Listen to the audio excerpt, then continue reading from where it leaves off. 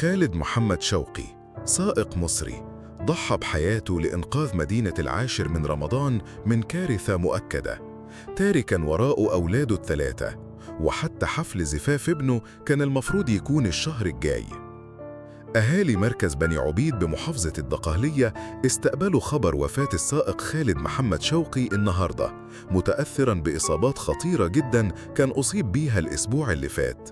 كان سايق شاحنة مليانة وقود وهي جوه محطة بنزين في العاشر من رمضان. خزان الشاحنة انفجر بسبب ارتفاع درجة حرارتها.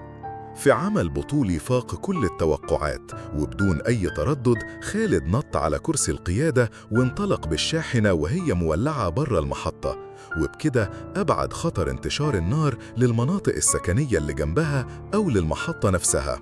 خالد نجح في إنقاذ الموقف ومنع كارثة ضخمة، لكنه للأسف أصيب بإصابات بالغة بعد انفجار العربية واشتعال النيران فيها، واللي أودت بحياته النهاردة. حالة حزن شديدة خيمت على أهالي قرية خالد في مركز بني عبيد بمحافظة الدقهلية أول ما وصلهم خبر وفاته.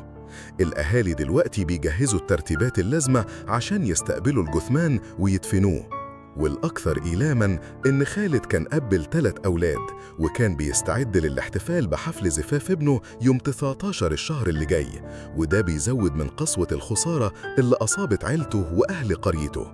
تقدير خالد محمد شوقي هي قصة بطولة حقيقية بتضاف لسجل البطولات اليومية لأناس عاديين بيواجهوا مواقف استثنائية.